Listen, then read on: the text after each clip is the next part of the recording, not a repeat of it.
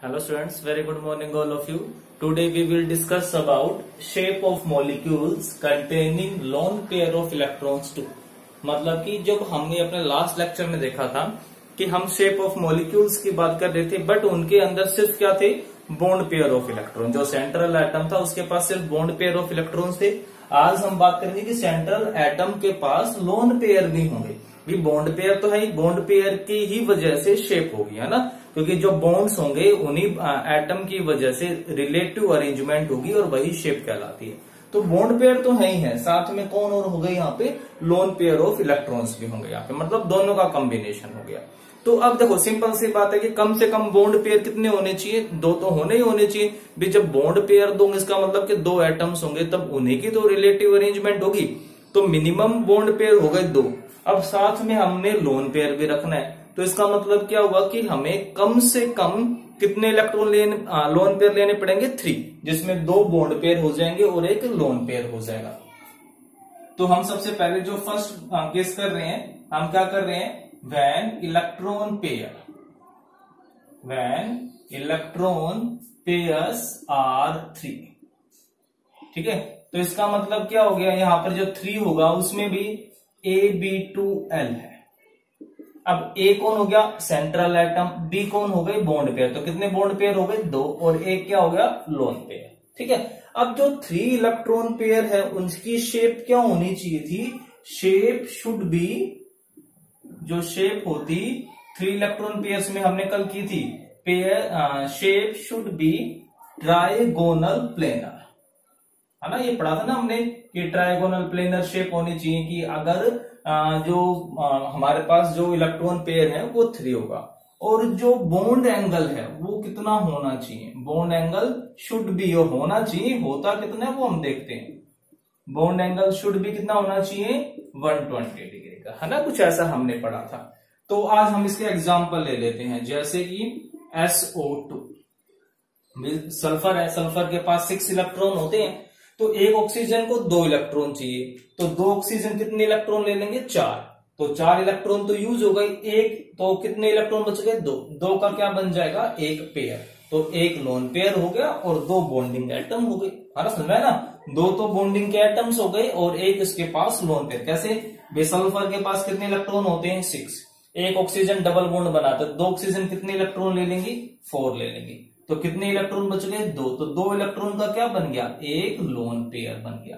तो एक तो लोन पेयर हो गया, साथ में 2 ऑक्सीजन क्या, सेंट्रल एटम तो सल्फर हो गया, ये बॉन्डिंग हो गई, तो 2 ऑक्सीजन जुड़ रहे हैं, तो 2 बॉन्डिंग एटम हो गए और एक लोन पेयर हो गया। तो बन गई ना बात ये। तो जो SO2 है, अब उसकी जो शेप है, अब दिमाग में वही रखना कि भाई यहां पर कौन सा केस हो गया, ये 3 इलेक्ट्रॉन पेयर वाला केस हो गया। तो 3 इलेक्ट्रॉन पेयर वाले केस में जो शेप बनती वो क्या बनती, वो हमारे पास भी डबल बॉन्ड है। ये थ्योरी क्या कहती है कि आप डबल बॉन्ड को सिंगल बॉन्ड की तरह ही ट्रीट करो। तो जो शेप थी वो कुछ इस तरीके की बननी चाहिए थी, है ना, ट्रायंगुलर। बट यहां पर एक कौन आ गया, लोन पेयर। तो पहले तो शेप वही बनाओगे, फिर एक जगह पर क्या लगा दोगे, लोन पेयर। अब हमें पता है कि भाई लोन पेयर और बॉन्ड पेयर में क्या होता है, रिपल्शन होता है। तो ये क्या करेगा, इसको पुश करेगा अंदर की तरफ, है ना, अंदर की तरफ इसको धकेलेगा। तो उस रिपल्शन की वजह से ये जो बॉन्ड एंगल था वो जो 120 डिग्री का होना चाहिए, तो वो क्या हो जाएगा, रिड्यूस हो जाएगा। कितने का बन जाएगा, 119.5 डिग्री। तो ये जो हाफ डिग्री कम हुआ, ये हाफ डिग्री क्यों कम हुआ, due to lone pair bond pair repulsion. Clear हो गया ना कि ये जो बॉन्ड रिड्यूस क्यों होगा। हमने पढ़ा था ना कि भाई लोन पेयर और बॉन्ड पेयर में रिपल्शन होता था, जब इसको रिपेल करेंगे तो ये अंदर की तरफ खिसक जाएगा। अब जो इसकी शेप हो गई, ठीक है, जो इस टाइप की जो शेप होगी वो शेप क्या कहलाती है, बैंड शेप, या फिर इसको वी शेप भी बोल सकते हैं। वी शेप क्यों नाम दिया, कि उल्टा वी बन रहा है ना, इसलिए इसको वी शेप दे दिया। बैंड क्यों, क्योंकि मुड़ा हुआ है, इसलिए इसको बैंड शेप का नाम दे दिया गया। क्लियर हो गया ना ये। तो ये चीज आप अपनी ध्यान में रखोगे। नेक्स्ट आता है हमारे पास व्हेन इलेक्ट्रॉन पेयर आर 4। भाई जब इलेक्ट्रॉन पेयर 4 होंगे तो 4 में क्या क्या कॉम्बिनेशन बन सकता है, बहुत सिंपल सा है। व्हेन इलेक्ट्रॉन पेयर आर 4 मतलब कि भाई क्या क्या बन सकता है कॉम्बिनेशन, 3 तो बॉन्ड पेयर हो, एक लोन पेयर हो, है ना, या फिर 2 बॉन्ड पेयर हो, 2 लोन पेयर हो, है ना। टोटल 4 हमने पेयर करने हैं, 3 1 4 2 2 4। अब बॉन्ड पेयर तो एक हो ही नहीं सकता है, तो ये दो सिचुएशन बन सकती है हमारे पास। तो हम पहला केस उठा लेते हैं, इसमें कौन सा, AB3L1, समझ में आ गया ना, 3 तो बॉन्डिंग एटम होंगे और एक लोन पेयर होंगे। अब इसके एग्जाम्पल की बात आती है, तो अब देखो भाई 3 बॉन्ड की एटम होंगे और एक लोन पेयर है, तो 3 बॉन्ड बनाने के लिए 3 इलेक्ट्रॉन होने चाहिए और एक लोन पेयर के लिए 2 इलेक्ट्रॉन होने चाहिए, तो टोटल कितने हो गए 5। अब 5 किसके अंदर होते हैं, नाइट्रोजन फैमिली में, तो जैसे NH3 हो गया है ना, NF3 हो गया, PCl3 हो गया, ठीक है, PS3 हो गया, तो ये सब इसी कैटेगरी के अंदर आएंगे। तो अब जो इसकी शेप होनी चाहिए थी वो शेप कैसी होनी चाहिए, टेट्राहेड्रल होनी चाहिए ना, क्योंकि जब इलेक्ट्रॉन पेयर 4 होते हैं तो शेप क्या होती है, टेट्राहेड्रल, और बॉन्ड एंगल कितने का होता है, 109 डिग्री 28 मिनट का ना, या 109.5 डिग्री कह सकते हो आप। तो अब देखते हैं यहाँ पे मैं कोई एक उठा लेता हूं NH3, तो जो शेप अब मैंने सोची थी भाई, शेप मैंने क्या सोची भाई, शेप तो इसकी टेट्राहेड्रल होनी चाहिए, और इसमें क्या हो गए, ये मैंने S लगा दी, बट एक जगह बच गई ना ये, तो अब उसकी जगह कौन आ जाएगा, ये लोन पेयर आ जाएगा। तो यहां पर मैं क्या लगा दूंगा, ये लोन पेयर ऑफ इलेक्ट्रॉन्स, ठीक है। तो अब ये जो शेप बनी भाई, अब ये लोन पेयर है, इसकी वजह से कोई शेप कोई ना होगी, तो इसको भूल जाओ। तो ये क्या बन गया, नीचे तो क्या बन गया बेस, और ऊपर क्या बन गया, एक वर्टेक्स बन गया, एक प्रिज्म जैसी शेप आ गई, और इस शेप को हम क्या बोलते हैं, पिरामिडल शेप। इस शेप को क्या बोल दूंगा मैं, पिरामिडल शेप, ठीक है। और जो बॉन्ड एंगल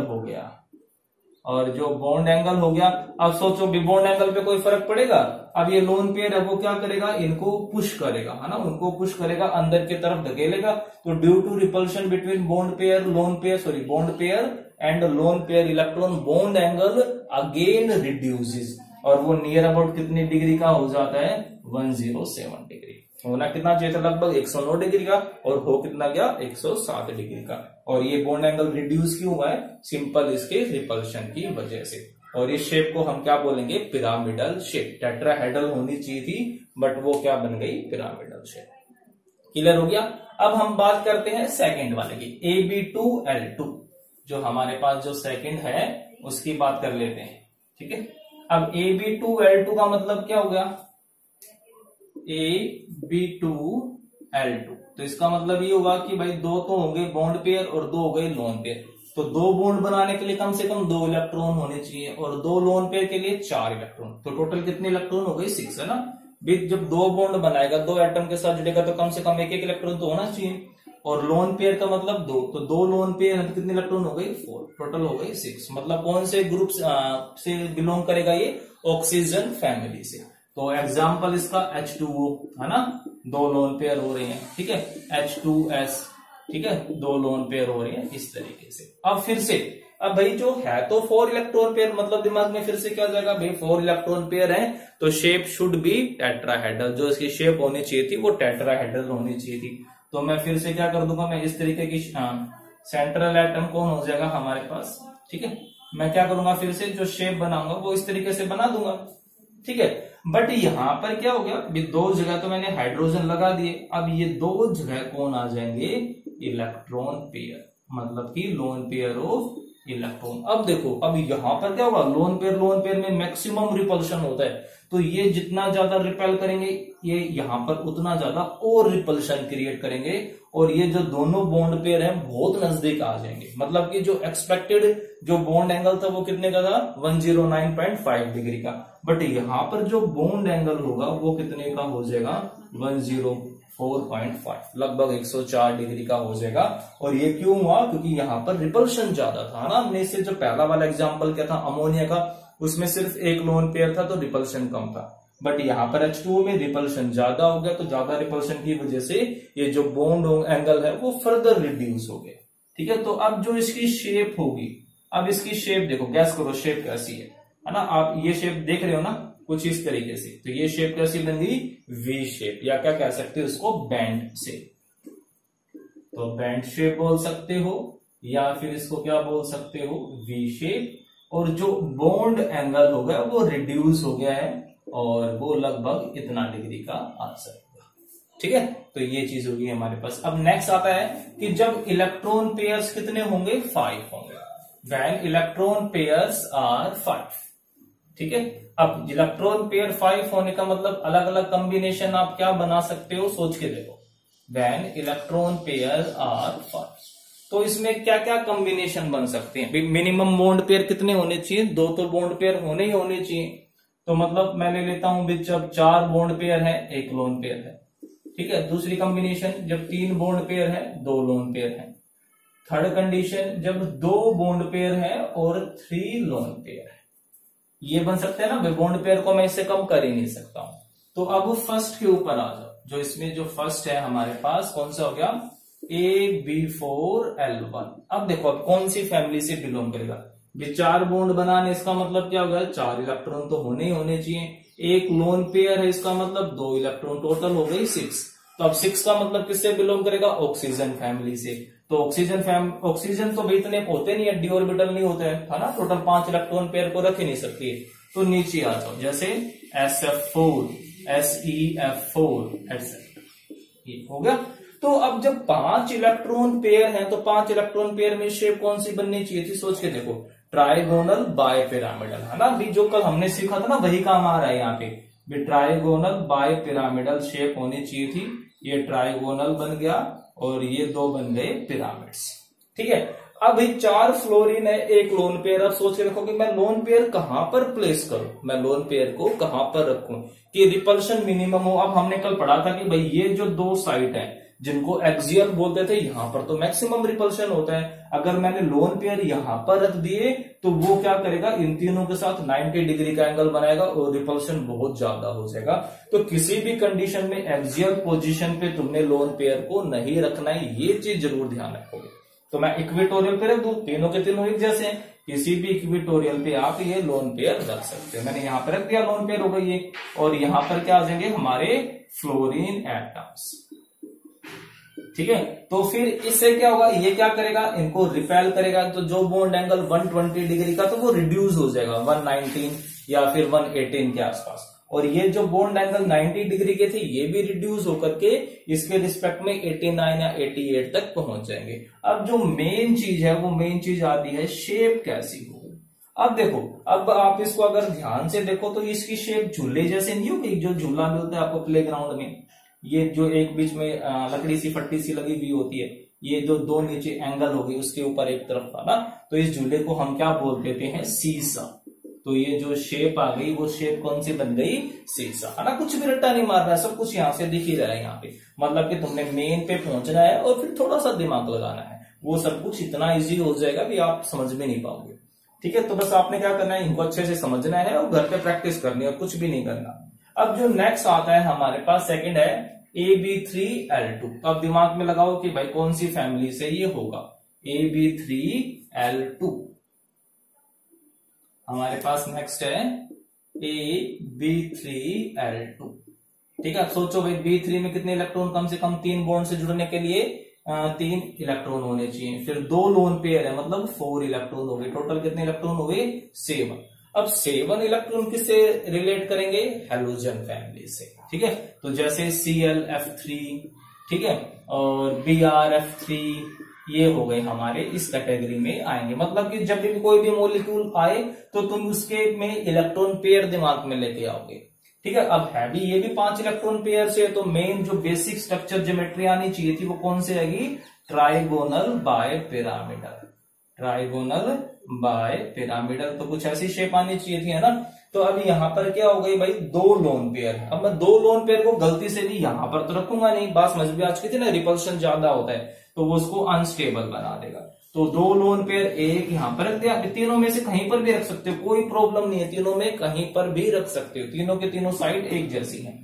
2 लोन पेयर रख दिए। अब बचा कौन, 3 फ्लोरीन, 1 फ्लोरीन, 2 फ्लोरीन और ये 3rd।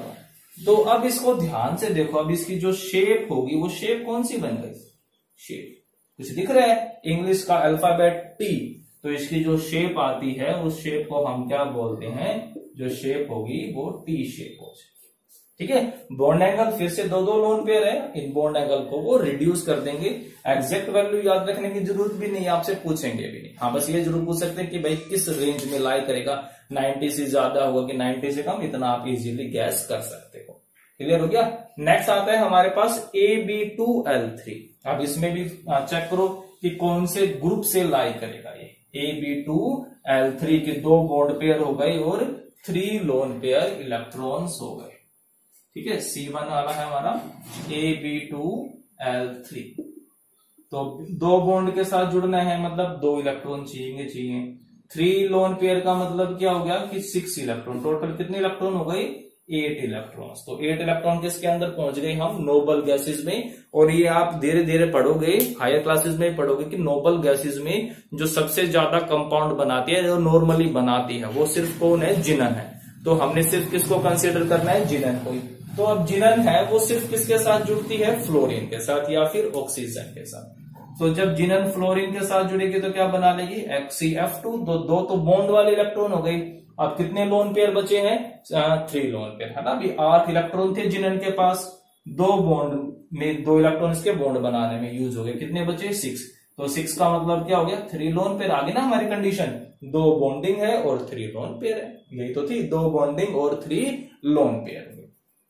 तो अब फिर से बेसिक तो वही है, 5 ही है। तो जो इसकी बेसिक ज्योमेट्री बनेगी वो कैसे बन जाएगी? Trigonal bipyramidal.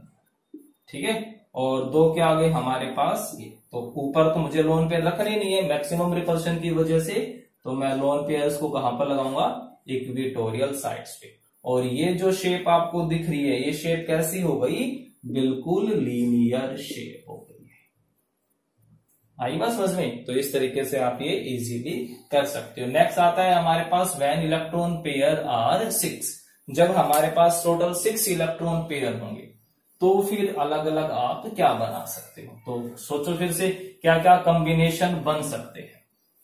ठीक है, 6 इलेक्ट्रॉन पेयर हैं टोटल हमारे पास, तो क्या क्या कॉम्बिनेशन बन सकता है भाई? 5 बॉन्डिंग के हों और 1 लोन पेयर हो, या फिर 4 बॉन्डिंग के हों 2 लोन पेयर हो, या 3 बॉन्डिंग के हो 3 लोन पेयर हो, या फिर 2 बॉन्डिंग के हो और 4 लोन पेयर। ठीक है, अब इसमें देखो, अब ये वाली कंडीशन सोचो, 3 बॉन्डिंग के है और 3 लोन पेयर। 3 लोन पेयर का मतलब कितने हो गए? 6 इलेक्ट्रॉन प्लस 3 9। अब 9 इलेक्ट्रॉन कभी होते हैं वैलेंस शेल में? नहीं होते, मतलब ये एग्जिस्ट नहीं करेगा। अब इस पे आ जाओ, 4 लोन पेयर का मतलब 8 इलेक्ट्रॉन हो गए प्लस 2 ये हो गए 10 हो गए। तो 10 भी पॉसिबल नहीं है, तो ये दोनों स्ट्रक्चर्स नहीं बनेंगे, सिर्फ ये 2 एग्जिस्ट करते हैं। तो हमारे पास फर्स्ट कौन सा आ गया भाई? AB5L1। अब फिर से गैस लगाओ, कौन सी फैमिली से बिलोंग करेगा? 5 इलेक्ट्रॉन ये हो गई, 1 लोन पेयर का मतलब 2, टोटल इलेक्ट्रॉन कितने हो गए? 7। तो 7 किससे बिलोंग करेगा? हैलोजन से। तो जैसे कि हमारे पास क्या आ गया? BrF5।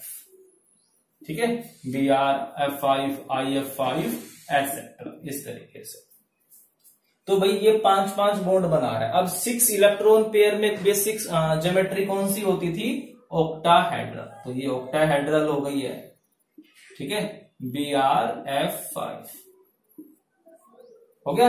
अब मुझे 5 ये लगाने हैं और 1 लोन पेयर है ना, 1 लोन पेयर। अब सोचो लोन पेयर कहां पर रखो? कई बार बच्चे कंफ्यूज हो जाते हैं कि हमें लोन पेयर यहां पर नहीं रखने हैं, क्योंकि यहां पर तो बेटा सारी साइड बिल्कुल सेम है, सब जगह 90 डिग्री का एंगल है, सारी बॉन्ड लेंथ सेम है, तो ऐसा कुछ भी नहीं है कि आप लोन पेयर कहीं पर भी रख सकते हो। बट हम जनरली यहां पर क्यों रखते हैं? ताकि उसको शेप को समझना इजी हो जाए, वरना कहीं पर भी रख सकते हो, कोई गलती नहीं होगी।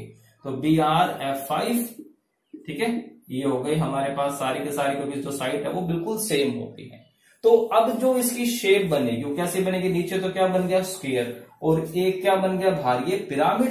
तो इसको क्या नाम दे दूंगा कि जो शेप आएगी हमारे पास square pyramidal shape. Square pyramidal shape. ठीक है, सिंपल सा हो गया ये स्क्वायर पिरामिडल शेप। अब नेक्स्ट करते हैं हमारे पास कि जब हमारे पास क्या होंगे? 4 बॉन्ड पेयर है और 2 लोन पेयर है। तो अब इसमें सोचो कि ये किस फैमिली से बिलोंग करेगा? भी हमारे पास 4 तो बॉन्ड पेयर हो गए और 2 लोन पेयर हो गए, तो टोटल इलेक्ट्रॉन्स कितने हुए? ठीक है, टोटल इलेक्ट्रॉन्स AB4L2। तो 4 इलेक्ट्रॉन प्लस 4 8, मतलब फिर से नोबल गैसेस में पहुंच गए हम। तो HCF4। ठीक है, 4 बॉन्ड हो गए, 2 लोन पेयर हो गए। तो अब HCF4 की शेप फिर से भी है तो टोटल 6, ऑक्टाहेड्रल दिमाग में पहुंचेगा। ठीक है, अब 2 लोन पेयर हैं तो 2 लोन पेयर मैंने यहां पर लगा दिए और 4 फ्लोरीन के एटम्स यहां पर लगा दिए, और जो शेप बन जाएगी वो शेप क्या होगी, square planar shape. The shape will be square planar. ठीक है, तो ये हमारे पास आंसर आ गया। क्लियर है ना, बिल्कुल इजी था ना, बस थोड़ा सा वर्क करना है, इजीली समझ जाओगे। बस तुमने जो बेसिक्स हैं वो याद करने हैं थोड़े से। उसके बाद आता है कि जब व्हेन इलेक्ट्रॉन पेयर आर 7, ठीक है, जब इलेक्ट्रॉन पेयर 7 होंगे तब उस केस में क्या होगा। अब उसमें भी सिर्फ एक ही कंडीशन बन सकती है ना बीजा, क्योंकि इलेक्ट्रॉन 8 के नजदीक पहुंचने वाले हैं। कौन सी, AB6L1, क्योंकि 6 बॉन्ड पेयर और 1 लोन पेयर, टोटल कितने हो गए 8। अब इससे ज्यादा तो हम जा ही नहीं सकते हैं। अब ये फिर से किससे बिलोंग करेगा, ये बिलोंग कर जाएगा नोबल गैसेस से। ठीक है, AB6L1 नोबल गैसेस से रिलेट करेगा। जैसे XeF6, 6 तो हो गई बॉन्ड और 2 इलेक्ट्रॉन बचे, मतलब 1 लोन पेयर हो जाएगा। तो अब इसकी जो शेप होगी 7 में बेसिक शेप क्या बनती है, पेंटागनल बाय पिरामिड। ठीक है, जो बेसिक शेप बनेगी वो बन जाएगी पेंटागनल बाय पिरामिडल शेप। ठीक है, अब 1 लोन पेयर, तो हमने लोन पेयर यहां पर लगा दिया और ये हो गए F6। तो अब जो इसकी शेप, अब इसकी शेप को ध्यान से देखो, आप इसको भूल जाओ, आप इसको भूल जाओ। अब सोचो कुछ ऐसा होता तो ये क्या बन गया, ये ऑक्टाहेड्रल नहीं बन रही है शेप इसकी जैसी, तो हम इस शेप को क्या बोल देते हैं, डिस्टोर्टेड ऑक्टाहेड्रल। डिस्टोर्टेड ऑक्टाहेड्रल, क्योंकि ऑक्टाहेड्रल के जैसी है बट उसमें कुछ डिस्टोर्शन आ गई, इस वजह से क्या बन गया, ये डिस्टोर्टेड ऑक्टाहेड्रल हो गया ना। तो ये हमारी जो शेप थी वो खत्म हो गई है। अगर फिर भी इसके ऊपर वर्क बहुत ज्यादा करना है, मोस्ट इंपोर्टेंट है, हर एग्जाम में यहां से क्वेश्चन उठता ही होता है, पर थोड़ी सी कोशिश करते क्या होंगी, ये सारी शेप्स आपको बहुत अच्छे से क्लियर हो जाएंगे। बट कोशिश जरूर करोगे हर एक के ऊपर एग्जाम्पल्स बहुत ज्यादा करने हैं। ठीक है, फिर भी कोई डाउट रहता है तो मुझसे पूछ सकते हो। Okay, thank you.